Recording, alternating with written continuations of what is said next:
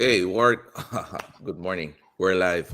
Uh, good day to all the wonderful people out there at the digital universe. And today we're going to talk about Bitcoin, analysis of the chart, and some altcoins. And if this is your thing, please stay tuned because you will be in for a treat.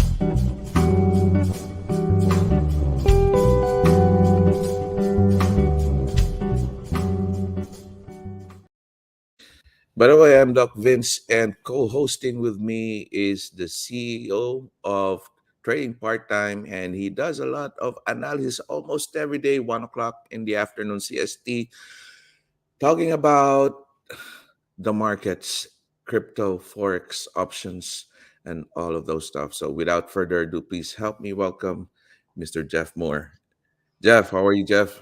What's up, brother? Got my beanie, Texas. Got my shirt, trading part time. Right here, ready to rock, Oh baby. my! I love that. Hey, have you heard about the news about Hillary Clinton talking about crypto? No, I have not. What'd she say? Watch this and let me know your thoughts. Okay. Everybody should ratchet the pressure. I was disappointed to see that some of the so-called crypto exchanges, not all of them, but some of them are refusing to end transactions with Russia, from some, I don't know, philosophy of libertarianism or whatever.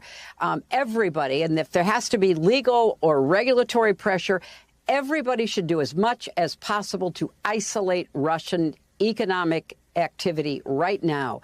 That pressure will absolutely impact Putin. Former presidential candidate Hillary Clinton.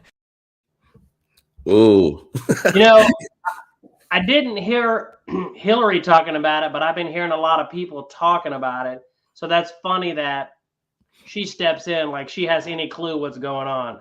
yes. And one of the questions I mentioned that because one of the questions is that the reason why Bitcoin had a dump recently?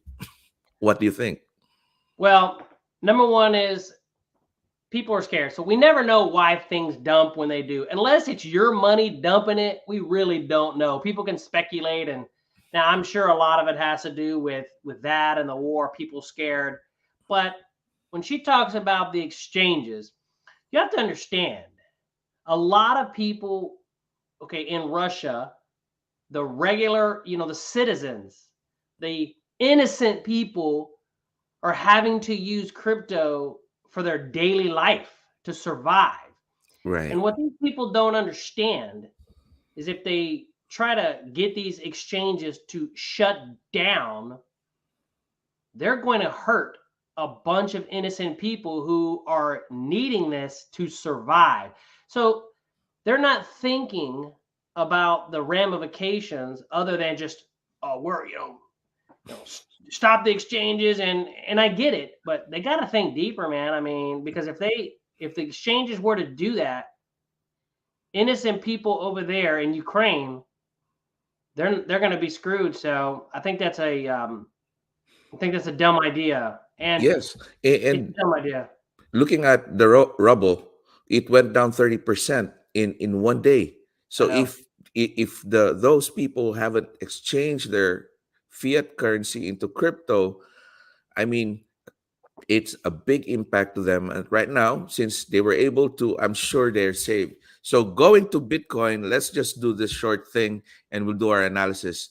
Right. 42,652.16, that's the price right now, which has a dip of 3.74% comparing yesterday, and the market cap went down by 3.74%. That's 809 trillion, and the 24-hour volume went down by 24%, 0.09. So that's where Bitcoin is. And let's go to the charts. Your thoughts, Jeff?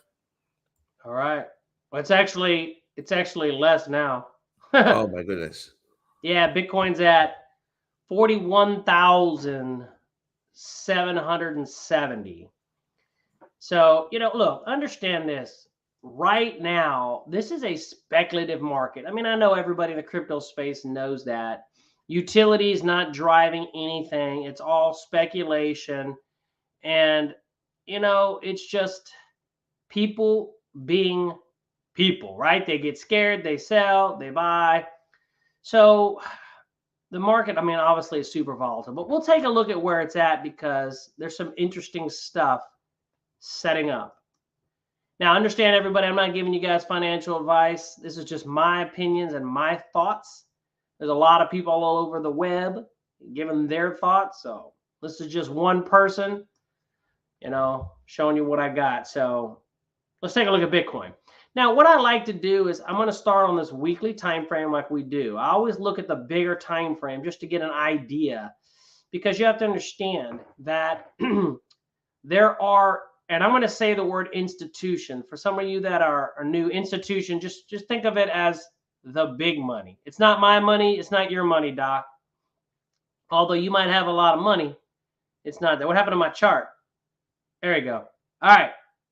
So there are institutions who are looking at the weekly time frame, who trade the weekly time frame. You have to understand the weekly time frame is more powerful than the daily time frame. The daily time frame is more powerful than the hourly time frame, and so on. You got retail traders trading, the 15-minute chart and all that. That's fine, but you've got to look at you've got to ground yourself in the bigger time frame, because in the end, whenever the traders on those larger time frames decide to step in, they're going to step in. So if you can figure out where they're going, everything else becomes easy. So let's try to figure out where they're going. So right here on the weekly time frame, we've been pointing out this 46,300-ish area. Well, if you notice this week, we've got this super range candle. Okay, like here's the high, here's the low. Now, these are Heikin-Ashi candles. I love Heikin-Ashi candles because they clear out a lot of the noise.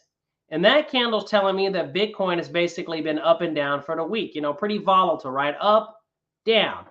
But I'm watching this 46 area. This is an institutional value area. If we stay under that area, sellers are in control.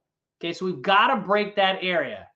That area is stronger than any Fibonacci, any support and resistance lines that we can draw with trend lines and all that. Way more important than any indicator, okay? This box represents it's the contraction phase. Now, Bitcoin's under that, but it's got a green candle for the week. So again, I'm not trading off the weekly, Doc. I'm just looking at the weekly because it's going to help me. If it breaks above 46, I think we're home free. But let's go ahead and look at the 4-hour, because now I'm going to break it down to the 4-hour. So the 4-hour, because again, think about it. So the weekly is up a little bit. It's choppy. But on the 4-hour, so these are the 4-hour traders.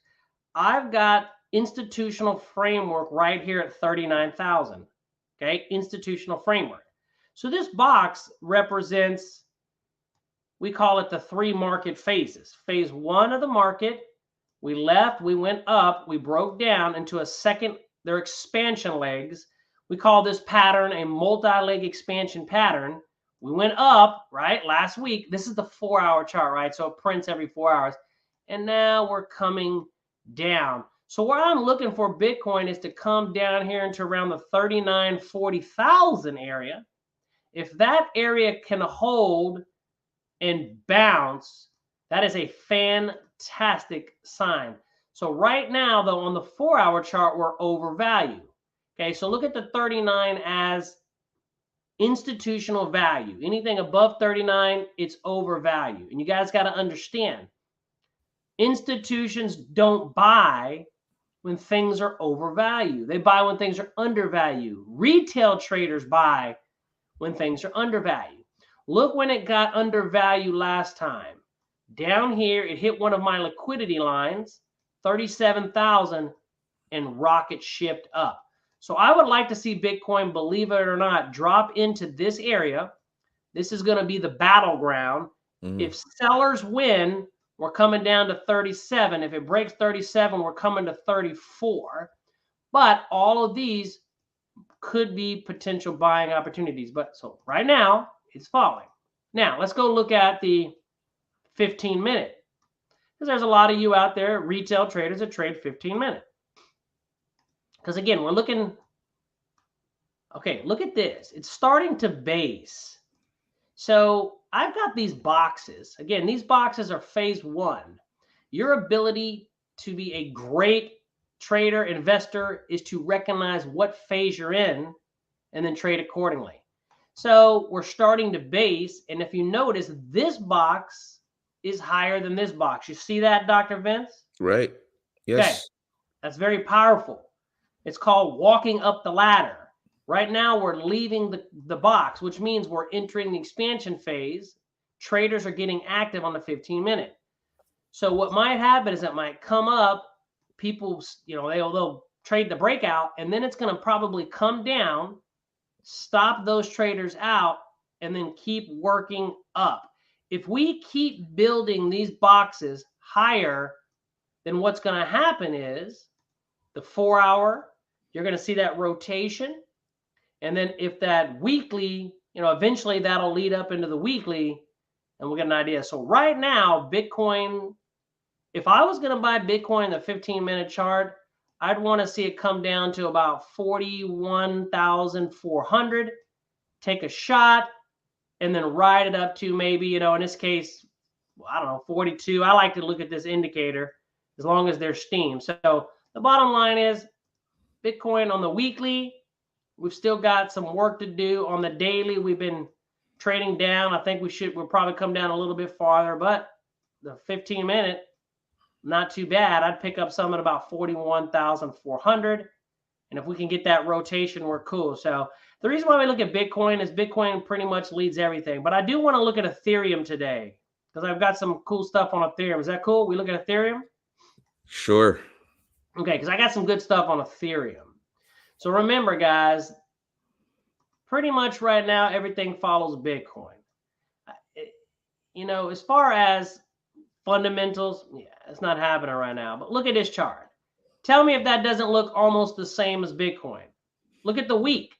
Mm-hmm. The week, it's an indecision week, right? For a They look like trader, twins, Jeff. They look yeah, like they do. twins. Yeah, they do. And all the charts look like this pretty much. So here's something, guys. If you're a trader, you're going to need, obviously, volatility, movement. You see when these candles, let me show you something. When these candles, and these are the Hakanashi, if you notice like this candle, it goes like this, and then it has this wick down at the bottom.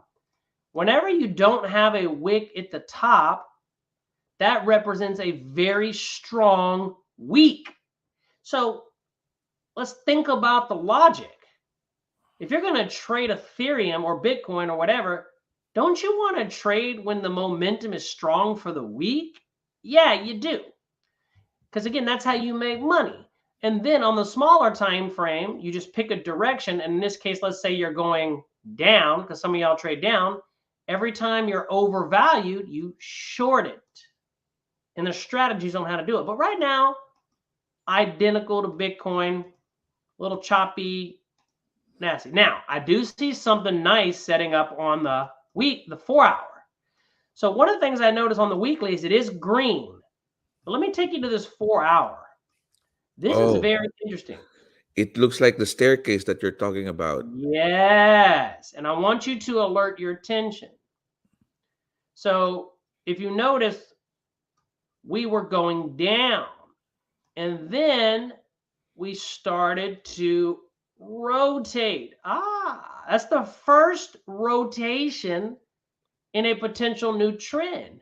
You can barely see it too, but on my Squeeze Pro indicator, you can see it go from red to yellow, Down here, look at happen, explosion. Down here, explosion. So what I'm looking to do is I'm looking to always accumulate under the box. That's a good value. When it's under the box, Ethereum is cheap according to institutional value, not trend line, not Fibonacci, not Elliott wave. And I'm not dogging that stuff. I've been trading for 15 plus years, but this is the true value. You guys got to think of crypto as like stocks, right? You buy stocks when stocks are undervalued. You buy crypto when it's undervalued. The trick is to just know when is it undervalued, right? And that's what we teach inside the school. And so look what's happening now. This white line, guys, is one of the most powerful lines ever. It's called the value line. This is based on this box. Institutions have decided that 2,800 is fair. It's fair. We're in what's called a multi-leg expansion. We went down, we broke up, we went down, we went up, we went down, right? That's all they do. This is the phase that chops up people, right? They get in trades, it reverses. They get in trades to the downside, it reverses, and they get chewed up. But alert your attention, Doc. We're below the line. That's when I like to accumulate. So we're below the line. That's good. Look what happened last time we were below the line. You can barely see it. Now, we're red. As soon as this flips yellow and we get a green candle, this would be the spot to start accumulating Ethereum. Now, understand, guys, it could go down a little bit more. Then what you can do is you can accumulate more, because if this is going to reverse, and if I look at this green candle, you know, it's kind of weak. We'll know a lot more next week, but we are above value, so buyers are in control. Believe it or not, I know we've been down, but buyers are in control. So we've got a potential nice accumulation point of Ethereum. And then what you want to do is take it back up. You want it to break back up through this line. If it does, high probability it's going to come up to 3,000. And if it breaks 3,000, guess where it's going? It's going up to one of my liquidity lines at about 3,100. So I love the 4 hour. And we'll break it down one more step farther. If you look at the 15-minute, it's starting to kind of confirm what we're talking about. Do you see how these boxes now all of a sudden are starting to go sideways? You see that? Yeah. Prior to that, you know, we had this box. It started to boom. So they're getting lower, lower. Uh-oh. Now we're starting to base. So if this can pick up, form, you know, go back into the contraction phase and start walking up the ladder, then guess what? For all of you that like Ethereum, I can't make you guys any recommendations, but I'm just telling you, Ethereum's almost in the launching pad zone. Now, it could fall, but hey, it doesn't matter. Again, I want to just kind of make sure you guys understand. If you think of this as stocks, you buy stocks under value, and then you sell them when they're overvalued. Crypto's no different.